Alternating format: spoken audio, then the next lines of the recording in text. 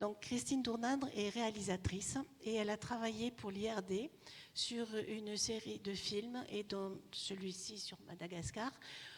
Et l'IRD, alors l'Institut en recherche et développement, s'est aperçu que les mangroves à Madagascar disparaissaient et que c'était un élément essentiel de la biodiversité et de l'équilibre de la planète. Donc, mais Christine, vous allez nous présenter un petit peu mieux le contexte de ce film. Tout d'abord, merci de m'accueillir. Avec grand plaisir. Terre d'ailleurs et Délire d'encre. C'est un vrai plaisir à chaque fois de venir présenter les films quand on en fait. Celui-là, il était destiné à la télévision, donc c'est vrai que les gens l'ont vu sur un tout petit écran. Donc c'est toujours un bonheur quand on arrive dans une salle, qu'on est face à des personnes qui peuvent réagir en direct. Et puis voir les images en grand écran, c'est un vrai bonheur. D'autant plus que Madagascar, c'est un site exceptionnel, un endroit que j'ai découvert à l'occasion de ce tournage. Donc effectivement, moi je travaille beaucoup en partenariat donc, avec l'Institut de recherche pour le développement. Et vous allez voir donc, dans ce film qu'il y a une femme, Claudine Gauthier, donc, qui est la responsable en fait, de l'IRD à Madagascar, qui vit là-bas depuis 30 ans et qui a mis en place un certain nombre de programmes pour protéger un certain nombre de la biodiversité. Elle est primatologue, donc elle s'occupe des singes. Ça va intéresser les jeunes enfants qui sont au premier rang.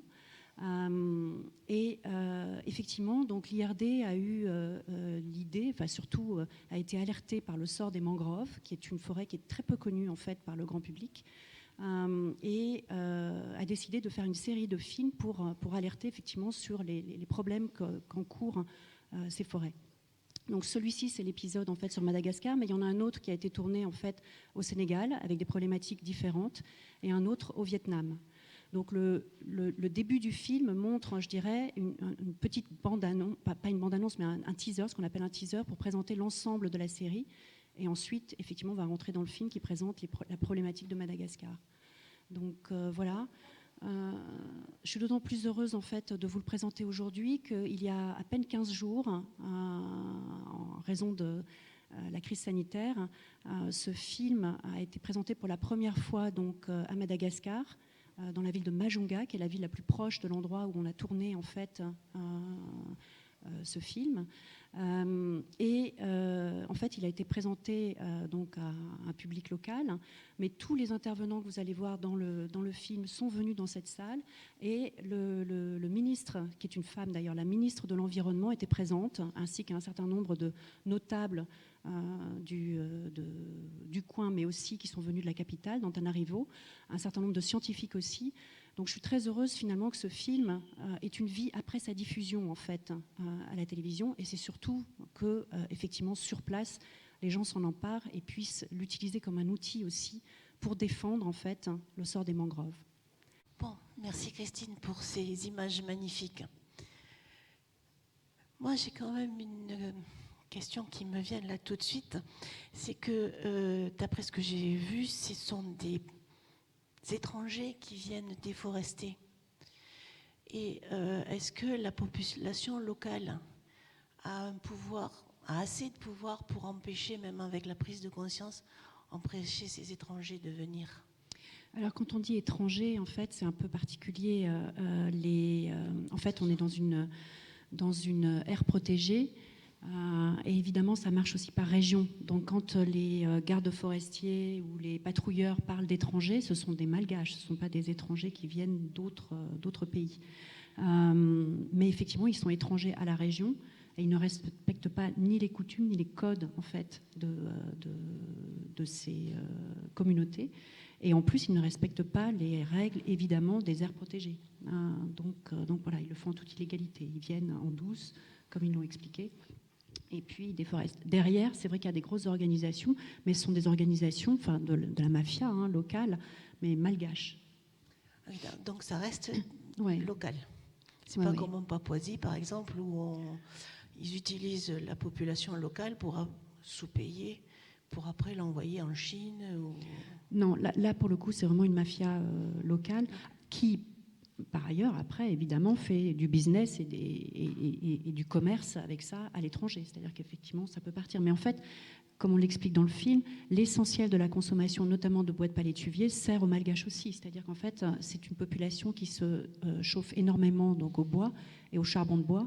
Et donc, c'est ce qui fait qu'ils ont détruit l'ensemble de leurs forêts, pas simplement les mangroves. Les mangroves sont les dernières, je dirais, auxquelles ils s'attaquent, parce qu'ils ont déjà tellement déforesté l'ensemble du pays qu'en fait, maintenant, c'est les dernières qui restent, même si le bois est moins bon, entre guillemets, c'est le seul qui reste. Et il n'y a pas reforestation, façon de parler, avec des palmiers ou pour faire de l'huile ou... C'est juste déforestation pour l'utilisation du bois. Exactement, voilà. Et comme ils disent, c'est des coupes à blanc, c'est-à-dire qu'en fait, on ne se soucie pas de savoir si ça va repousser ou pas, on détruit tout. Et puis, voilà, sans souci du lendemain ni du futur. Voilà. Après, évidemment, il y a des programmes de reforestation qui se mettent en place donc avec le ministère de l'Environnement, avec des ONG, mais dans ces cas-là, on replante des palétuviers. D'accord. Et donc, puisque ce sont des Malgaches qui viennent déforester, ils sont éloignés de ces régions-là, et donc pour eux, ce n'est pas l'âme de leurs ancêtres qui sont dedans, ou alors l'utilisation pour se chauffer passe au-delà de la culture. Ouais. Donc c'est ça, ce sont des personnes qui viennent plutôt des zones intérieures en fait, qui n'appartiennent pas au littoral. Les Sakalaves en fait sont plutôt les groupes ethnographiques en fait qui vivent plutôt sur le littoral. Au départ, ils représentaient à peu près 40% de la population à Madagascar, et maintenant ils ne sont plus que 20% parce qu'effectivement il y a de plus en plus aussi de migration qui vient à Madagascar. Et donc, parmi les populations des terres, comme ce sont les plus pauvres, ils viennent, ils sont embauchés, ils n'ont pas d'autre issue que de venir aussi travailler dans ces conditions. C'est ce qui est compliqué. Parce qu'il y a tellement de pauvreté qu'à un moment donné, tout le monde essaie de trouver des moyens de survivre. Et il faut voir, nous, les quelques images qu'on a pu filmer des gens qu'on a essayé de filmer de dos, évidemment, pour protéger leur identité. On a vu dans quelles conditions ils vivaient. Ils ont accepté qu'on les filme. Je pense que c'était inconscient de leur part, mais bon, voilà. On a justement essayé de protéger, de faire en sorte qu'ils ne soient pas reconnaissables. Mais ce sont des gens qui n'ont vraiment, qui vivent dans un dénuement total, qui sont vraiment. C'est très triste à voir en fait. Ce sont vraiment effectivement de très très pauvres gens qui essaient de survivre comme ils peuvent et qui sont exploités évidemment par des filières. Oui. Est-ce qu'il y a des questions parmi vous? Alors, pour des raisons de Covid, on n'a pas le droit de passer le micro dans le public. Donc, si vous avez une question, vous essayez de la dire assez fort et je la retransmettrai pour que tout le monde entende. Donc, est-ce qu'il y a des questions parmi vous? Oui, monsieur?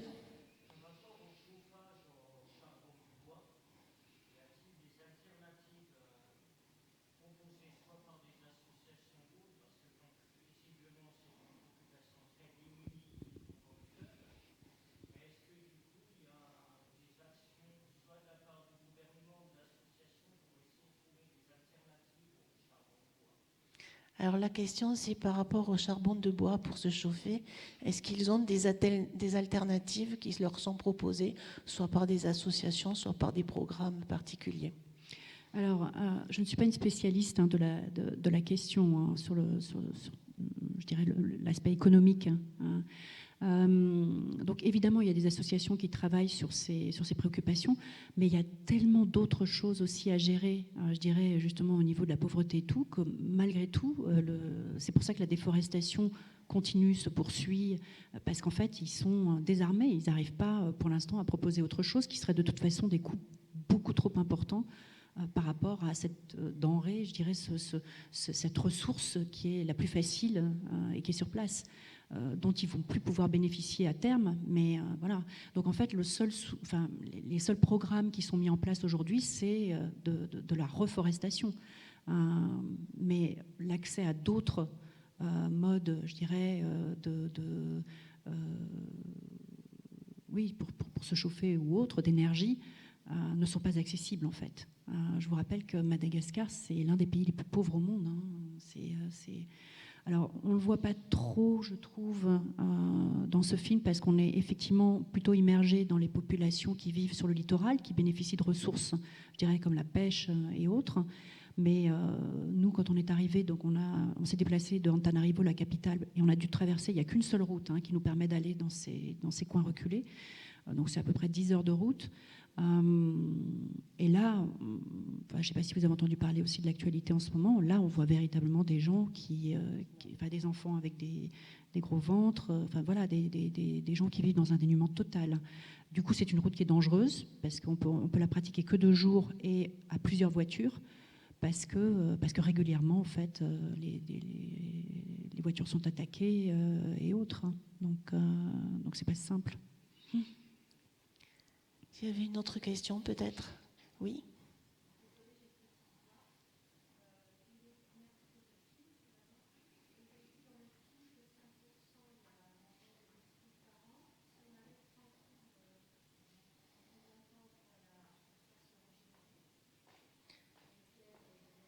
Moi, je vous entends pas bien. Je vous entends pas bien, pardon. Si, moi j'ai entendu. Alors, je vais commencer par la première. Donc, Madame Demande dit qu'il y a 5% de la mangrove qui est détruite chaque année. Et si on la laisse tranquille, au bout de combien de temps est-ce qu'elle pourra se régénérer? Ça, c'est la première question et on passera à la deuxième après. Alors, l'intérêt aussi de la mangrove, c'est qu'effectivement, elle est extrêmement productive. Donc, en fait, c'est ce que Christophe Proisy explique, elle pousse très rapidement. Donc c'est une des clés aussi, quelque part, je dirais, de cet écosystème, c'est qu'il se détruit, mais si jamais on le laisse tranquille, effectivement, il peut repousser très vite et reprendre finalement sa forme d'avant. Donc c'est pour ça que dès qu'il y a des programmes en fait, qui sont mis en place, on en voit les bénéfices à très court terme. Alors, très court terme, tout est relatif quand même, c'est des questions de plusieurs années, 10 ans, etc. Mais c'est rien comparé à d'autres forêts qui, effectivement, mettent beaucoup plus de temps en fait, à repousser, à se reconstruire. Les écosystèmes, en fait, des mangroves se prolifèrent en fait, très vite. Et donc, ils reconstruisent en fait, un écosystème et une vie extrêmement rapidement. Donc, ça vaut le coup, effectivement, de les protéger aussi. D'autant plus que, comme on l'a montré dans le film, effectivement, ce sont des pièges à carbone considérables. Donc voilà. En fait, les scientifiques découvrent tout ça assez récemment parce que c'était des milieux, comme ils sont difficiles d'accès, je ne sais pas si vous avez vu, on s'en met plein la boue, etc. On ne voit pas là, mais il y a énormément de moustiques. C'est très humide, c'est compliqué en fait. Donc ces forêts-là, en fait, étaient laissées un peu au domaine des légendes. On laissait quelques petites tribus locales en fait dans ces endroits, mais il y avait peu d'études qui étaient faites véritablement sur ces écosystèmes. Et c'est à la faveur du réchauffement climatique que les scientifiques se sont penchés quand même beaucoup plus sur ces palétuviers.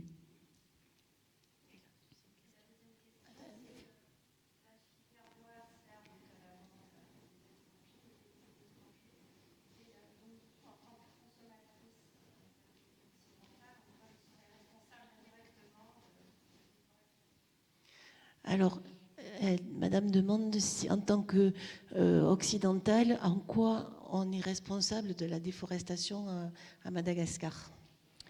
Alors, à Madagascar, il y a énormément de tourisme, notamment dans la zone nord du pays. C'est ça qui est paradoxal. Moi, je l'ai découvert quand j'étais sur place.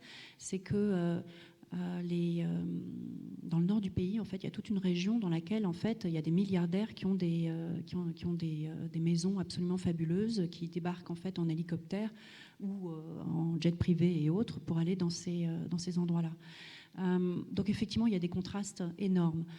À côté de ça, là, la déforestation, je le répète encore, là, c'est pas une déforestation en fait qui sert, je dirais, à un commerce international et autres. Ça joue, mais très peu. C'est véritablement la consommation locale en fait qui intervient le plus parce que voilà, c'est la seule ressource en fait dont ils disposent. Ils n'ont pas d'autres ressources.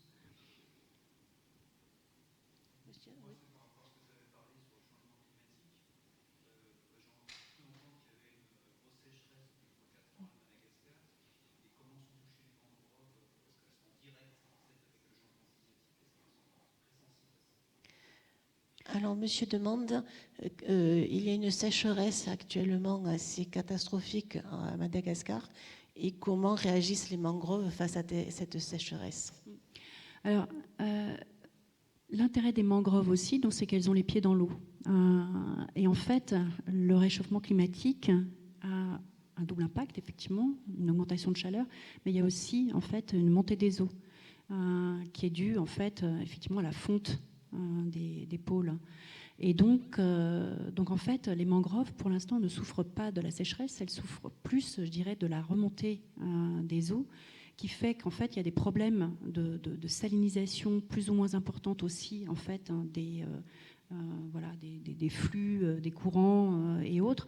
Donc, il y a plus ça. Et ce dont souffrent le plus les mangroves aujourd'hui, en fait, c'est avec le réchauffement climatique, l'accélération, en fait, d'un certain nombre de catastrophes naturelles comme les typhons, qui font qu'elles sont en première ligne, en fait, les mangroves. Alors, à la fois, elles protègent le reste du pays, donc elles sont intéressantes parce que, justement, elles protègent les habitations qui sont plus en retrait derrière, elles font paravent, elles écran, mais en même temps, ce sont les premières qui sont je dirais, impactées.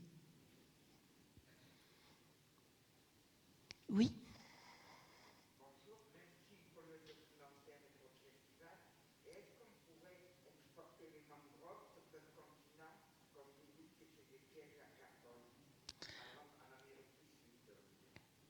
Alors la question c'est, étant donné que les mangroves sont des pièges à carbone, est-ce qu'il serait possible de les exporter sur d'autres continents?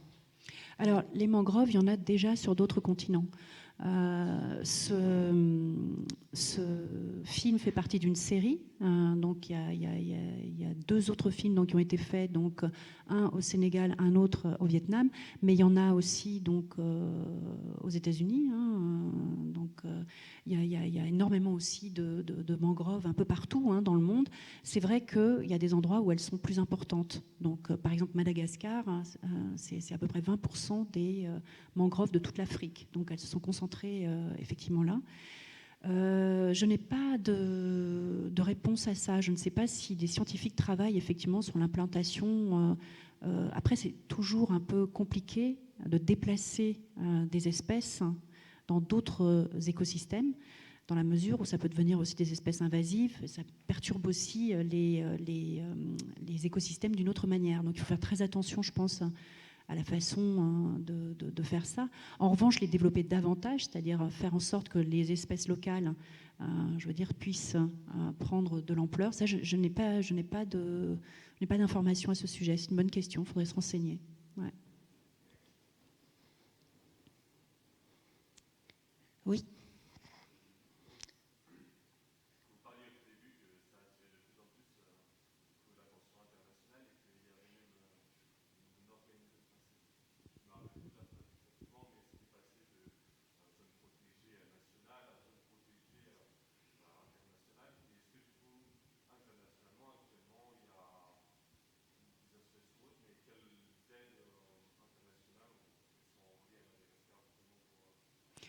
Alors, vous avez dit tout à l'heure, enfin, dans le film, il est dit que la protection est passée de niveau local à national. Et est-ce qu'au niveau international, quelles sont les aides et les programmes qui sont mis en place? Alors, voilà, évidemment, il y a des programmes qui sont mis en place localement. C'est ce qu'on a vu donc, avec Claude Anne Gauthier, par exemple, dans son aire à Entréma. Et puis, toutes les personnes qui sont investies en fait, dans ces programmes n'ont de cesse, évidemment, d'obtenir plus de subventions. Donc, de sensibiliser, évidemment, le gouvernement, qui a très peu de moyens, donc il aide avec ses modestes moyens. Et évidemment, il y a beaucoup d'ONG. D'ailleurs, l'aire d'Entréma est financée en fait, par le Muséum national d'histoire naturelle de Paris, le MNHN. Donc voilà, donc il y a énormément en fait, d'ONG ou d'instituts qui sont sur place et qui essaient évidemment de protéger.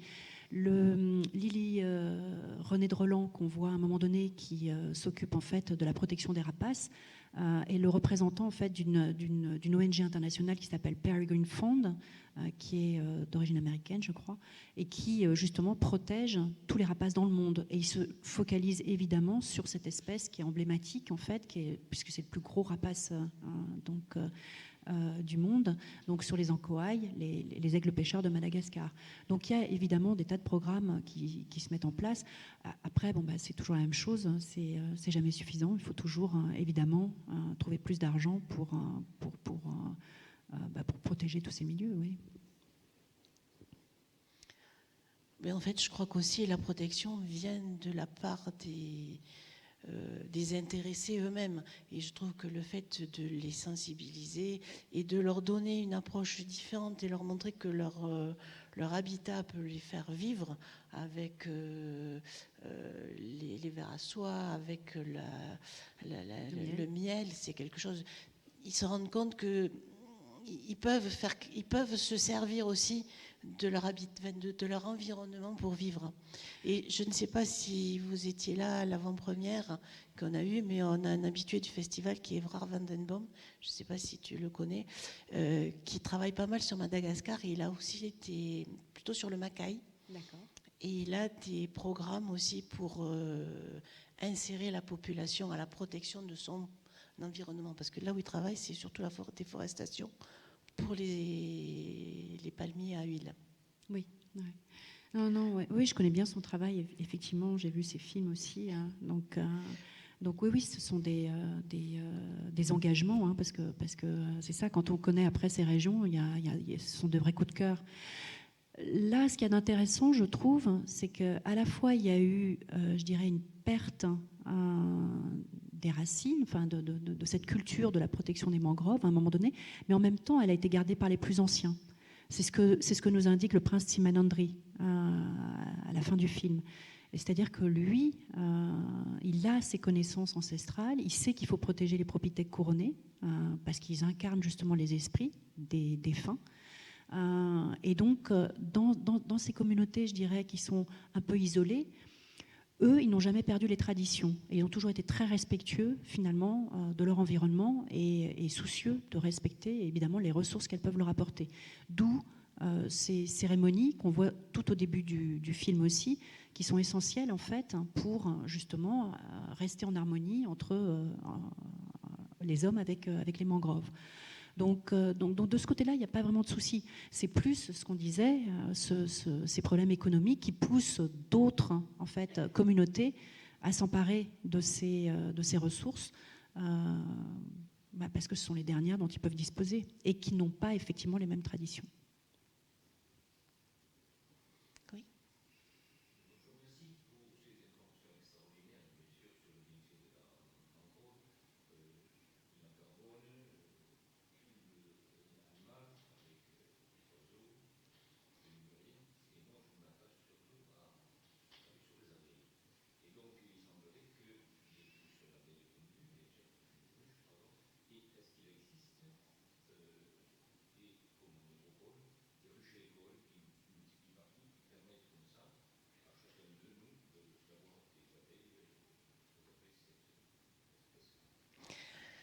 Alors, monsieur demande si, pour le développement du miel, est-ce qu'il existe des ruches écoles qui circulent pour la formation des utilisateurs?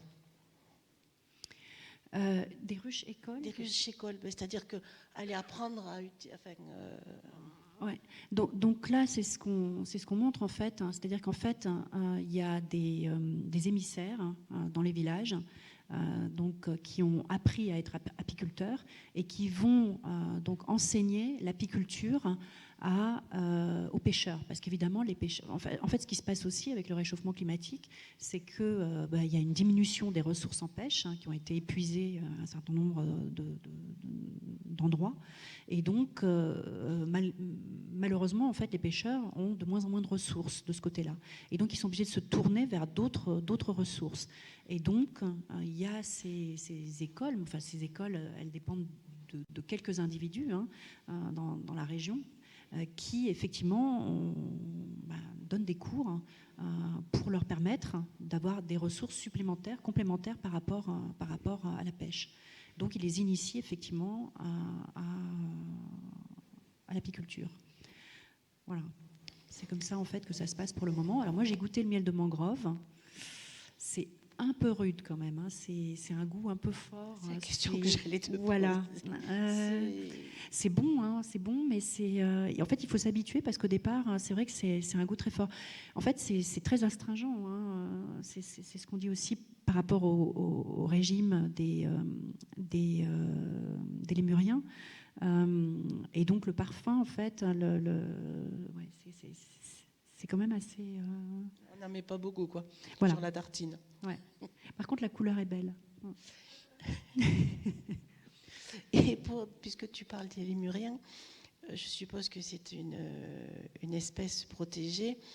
Je ne me rappelle plus combien ils ont dit qu'il en restait, mais est-ce que c'est en voie de disparition ou est-ce qu'ils sont au contraire en train de se reproduire Alors, ils ont été...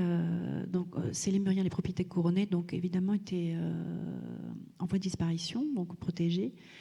Ils le sont toujours dans certaines zones, mais à Antréma, là où on est, comme ils ont entamé ce programme depuis longtemps, et surtout parce que le prince Simanandri, justement, les a protégés avec toute sa communauté, ils sont quasiment en surnombre par rapport au territoire maintenant qu'ils occupent. Donc ils sont 700, et ça devient une préoccupation inverse, là, dans la zone d'Antréma, parce qu'en fait, il faut qu'ils puissent se nourrir, et comme ils se nourrissent énormément des mangroves, que les mangroves, justement... sont déforestés, ça devient... ils n'ont plus suffisamment à manger. Donc voilà. Mais par contre, eux, ils prolifèrent. Mais localement, hein, parce qu'ils sont extrêmement bien protégés dans cet endroit. Et alors, juste pour finir, parce que l'heure tourne, l'histoire de l'ancêtre du prince, c'est vrai ou c'est une légende dans la culture ? En tout cas, tous les gens y croient. Et il faut y croire. Je pense qu'il faut y croire, oui. En tout cas, moi, ce que j'ai pu constater, c'est qu'à chaque fois, parce qu'on a fait plusieurs séquences avec lui, dont une qu'on n'a pas pu mettre dans le film, mais où le photographe qu'on voit, Pierre Romaine, en fait, revient voir le prince Simanandri, qu'il avait déjà photographié il y a 10 ans auparavant, je crois. Et donc, il y a une très belle rencontre entre deux que malheureusement, on n'a pas pu mettre. Et donc, à chaque fois que le prince Simanandri donc, sort sur la place, on est sous un arbre sacré, hein, et qu'il appelle les propithèques, ils viennent. Donc voilà. Donc, du coup, on est tous médusés, mais on assiste à ça. Donc voilà. Il a au moins ce pouvoir de communiquer avec eux et de les faire venir. Ce qui permet de les protéger. Voilà.